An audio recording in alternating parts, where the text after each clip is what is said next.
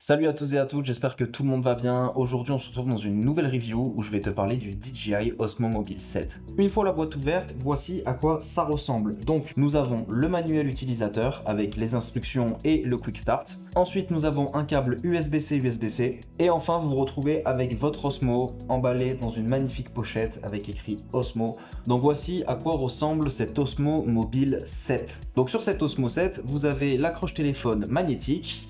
Voilà, donc on sent quand même que c'est super solide, vous avez un petit clap de sécurité. Donc bien évidemment, quand on parle de stabilisateur, on parle de stabilisation 3 axes. C'est ce que offre ce DJI Osmo Mobile 7. Donc ce stabilisateur, il pèse à peine 300 grammes. Il est très léger. Ensuite, il propose un trépied intégré. On a juste à tirer le dessous et ensuite, hop, le trépied sort. Donc franchement, vous pouvez le poser. Le trépied est vachement stable. Ensuite, en ce qui concerne les boutons, on en retrouve 4. Il y a le premier bouton, le bouton mode qui sert aussi d'allumage et pour éteindre l'Osmo Mobile. Ensuite, il y a le bouton REC. Quand votre mobile est relié par Bluetooth à l'Osmo, vous pouvez lancer et éteindre l'enregistrement via le bouton REC. Ensuite, il y a le bouton changement de sens. Donc, c'est le bouton qui va vous permettre de changer de mode entre le mode portrait et le mode paysage.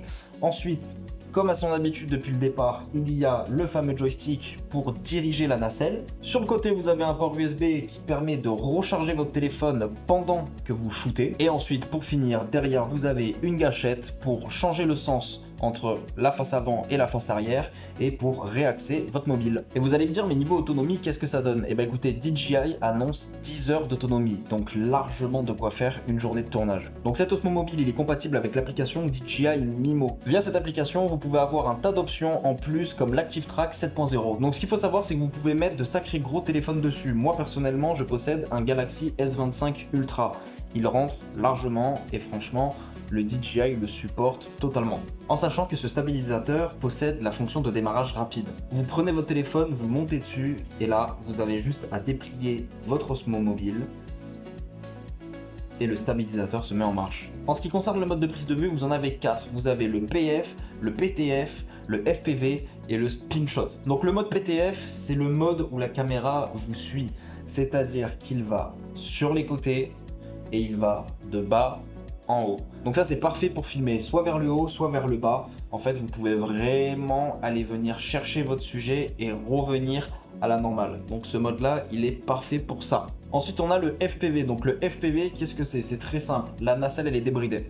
Votre téléphone, il bouge dans tous les sens, que ce soit en haut, en bas, sur le côté, en inclinaison. Votre stabilisateur, en gros, il débloque tous les axes et ça, c'est super bien en fait pour filmer soit des sujets fixes, soit des bâtiments, soit des monuments. Vous pouvez faire des transitions dynamiques. Enfin, vous pouvez vraiment tout faire avec ce mode et franchement, il marche super bien. Ensuite, vous avez le mode PF. Donc dans ce mode, votre téléphone reste horizontal. Vous prenez votre stabilisateur et vous pouvez tourner autour de votre sujet sans pour autant faire bouger votre téléphone en haut et en bas. En fait, il reste, on va dire, sur la ligne horizontale. Et ensuite, pour finir, vous avez le Spin Shot. Donc le Spin Shot, à l'aide du joystick, ça va vous permettre de faire des rotations avec votre téléphone pour créer encore plus de plans dynamiques. En sachant que depuis DJI Mimo, vous allez avoir d'autres options comme le zoom dynamique, le panorama et le timelapse. Et pour finir, vous avez un dernier mode qui s'appelle le mode parent et enfant. En fait, votre DJI Osmo Mobile 7 va tout faire pour vous, c'est-à-dire que vous le posez, vous vous mettez en mode parent et enfant et votre téléphone va tout faire. Et après, ensuite, dans l'application DJI Mimo,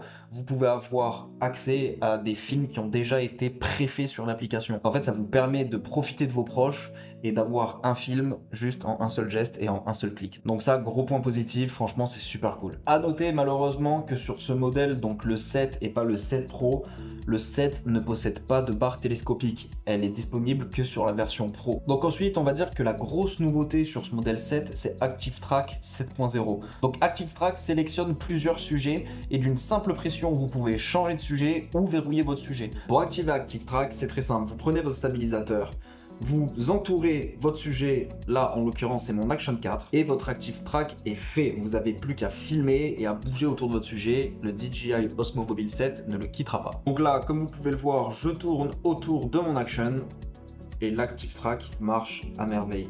Franchement, ça marche vraiment très bien. Et même on peut pousser encore plus la chose. Par exemple, vous pouvez tourner votre Active Track, passer votre main devant et vous voyez que l'Active Track n'a pas bougé, n'a pas perdu le sujet. En fait, si vous voulez, cet Active Track est fait pour vraiment focus sur votre sujet.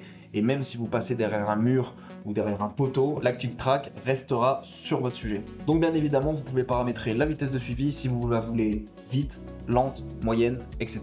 etc. C'est vachement intuitif, c'est pas compliqué à utiliser, c'est à la portée de tout le monde. Donc concernant la prise en main, votre Osmo Mobile 7, vous pouvez le prendre de deux manières. Soit avec le trépied, vous pouvez le tenir à deux mains, soit vous rentrez le trépied et vous le tenez à une main. Et là, c'est parti, vous pouvez aller n'importe où et franchement, vous pouvez filmer tout. En sachant que la gâchette de derrière sert aussi à bloquer votre nacelle. Donc, vous appuyez sur votre gâchette et là, si vous bougez votre stabilisateur, vous voyez, le téléphone ne bouge pas. Donc ça, on va dire que ça rajoute encore plus de stabilité. Pour charger votre téléphone, c'est très simple. Vous utilisez votre câble USB-C. Et là, comme vous pouvez le voir, votre téléphone est en charge. Donc pour conclure, si vous cherchez un stabilisateur petit, léger, compact, qui passe de partout, c'est le stabilisateur parfait. Merci d'avoir visionné cette vidéo, c'était un plaisir pour moi de tester l'Osmo Mobile 7. D'ailleurs, je pars à Venise, je vais vous le prendre, je vais vous faire un petit footage 4K, Samsung Log, nanani nanana. Je vous enverrai le résultat sur la chaîne YouTube. Donc si vous voulez pas manquer la vidéo, n'hésitez pas à activer la petite cloche. N'hésitez pas à me dire ce que vous en avez pensé en commentaire, si justement vous voulez acheter cet Osmo Mobile ou pas. Merci d'avoir regardé la vidéo jusqu'à la fin, et moi je vous dis à la prochaine pour une nouvelle vidéo.